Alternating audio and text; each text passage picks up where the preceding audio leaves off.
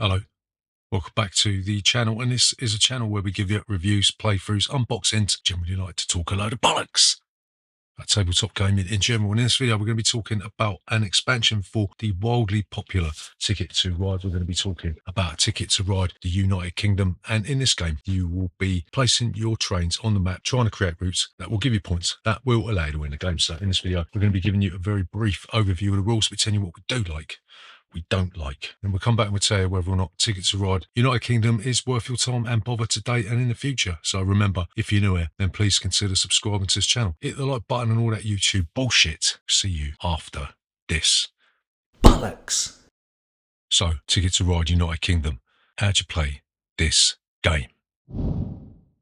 So Ticket to Ride is the 7 billionth expansion for one of the most popular board games of all time. In this pack, you're going to get two different maps. You're going to get the United Kingdom and Ireland map, and you're going to get the Pennsylvania map as well. Both maps add a twist to the now tried or tired formula of Ticket to Ride, but it retains its core mechanisms. In Ticket to Ride, you'll be given two options on your turn. You'll be able to either claim a route or you'll be able to draw two cards. If you claim a route, you'll have to play cards from your hand that equate to the number of spaces and the colours on the board, right? And then you place your little plastic trains out onto that route and you'll get a few points. The bigger the route, the more points you're going to get. If you choose to take cards, you can either take them from the display or you could take them blind from the deck. The United Kingdom map offers a variant where you have to buy different technologies in order to expand your railroad network across the country, right? So at the beginning of the game, you're only going to be able to place trains in one spaces, and you're going to have to get a technology that allows you to go to 2, 3, 4, 5 and 6 space routes. Yeah. Similarly, if you want to expand into Scotland, I don't know why anybody would want to expand into Scotland because it's full of junkies and iron brew. But if you want to do a bit of train spotting, you've got to get the technology to do so. You have to do this to get into France and Ireland as well. And there's also different technologies that will augment your ability to do so. Pennsylvania map, on the other hand, introduces stocks and shares. If you claim a route, you'll see that there are little tiny symbols that you can collect shares from, and the way it works is that if you have the most of that category of shares, you're going to get a certain number of points. The UK map is based on 4 players. You're going to get 35 trains, and the Pennsylvania map is going to give you 45 trains, and you're going to be able to play it with a maximum of 5 players, right? Once a player is down to their last 2 trains, then everybody, including that player, gets one more turn. The United Kingdom map doesn't have a globe-trotting final score bonus, but the Pennsylvania map does. You're going to be getting points from all the routes that you've done. You're going to hand in your tickets and get points for that. If you don't complete the tickets, you're going to get minus points, and then the player with the most points will be the winner of Ticket to Ride UK or Pennsylvania. So what do we like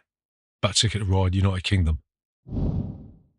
So the first thing that we like about this is that it provides you with 2 maps, and the 2 maps have different aspects. The United Kingdom map is a lot tighter. Obviously you can be playing it with less players, or maybe you're not, maybe you play it with 3 players. It's a much tighter experience, and like they normally do with these map extensions, they've bolted on some extra rules to spice the game up a little bit, but they haven't made it overly complicated. Like the purchasing of the technologies isn't gonna rack your brain too much. There's certain things that you're gonna have to do. It's more a case of which order you're going to do them in, right? And similarly, the Pennsylvania map just adds more of a racing element. You're going to be racing to get to these destinations on a 2-fold basis. You're going to be trying to complete routes to get your tickets sorted out. And you're also going to be racing to get the stocks and shares before the others do. So both these maps add a little bit of complexity, but not enough to do your fucking head in. So the second thing we like about Ticket to Ride United Kingdom is that the technologies allow for a smaller map to feel like a bigger map. Everyone's going to be hemmed in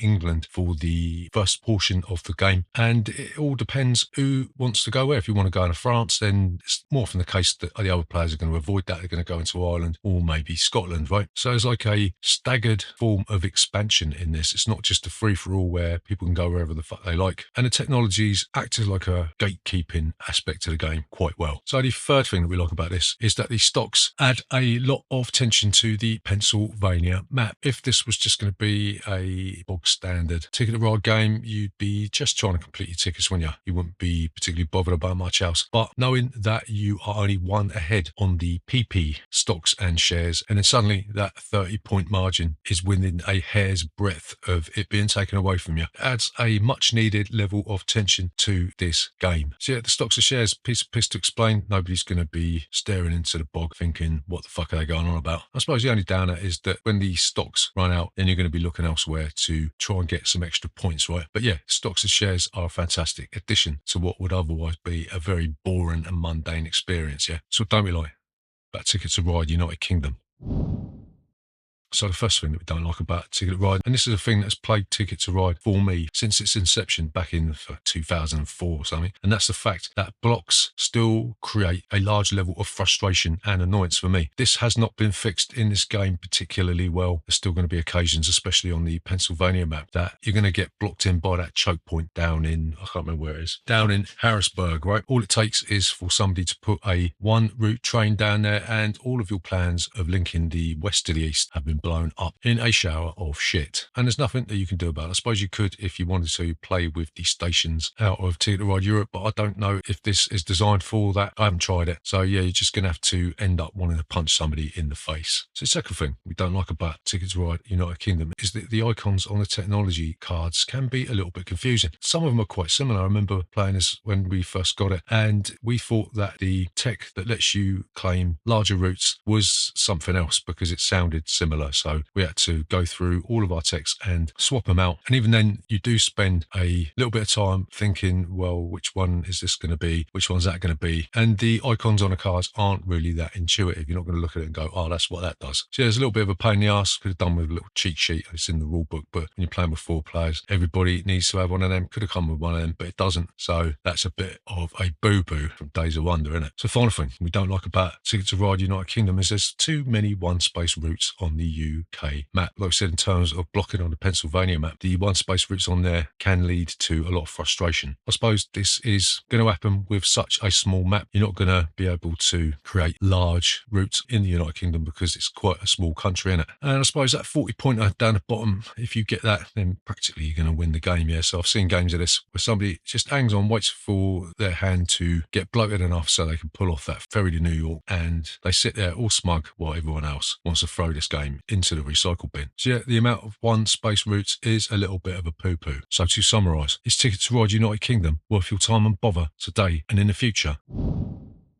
So we're going to say, yes, absolutely. This expansion has rekindled our interest in Ticket to Ride after we sort of fell out of love with it for a number of years. The simple aspect of the technologies and stocks adds a basic twist on an otherwise tired formula. Hands up at the back who thought that Ticket to Ride has been milked to death by the Asmodee cash cow. This is by far the best in-print Ticket to Ride expansion we've played in a very long time and should be the first station call when choosing where to go next on your cringe-worthy pun journey. So there you go. That is Ticket to Ride United Kingdom. I suppose I like this because it's got the United Kingdom on there, even though I'm not a fucking royalist. You can't beat a good bit old blighty, right? See you next time.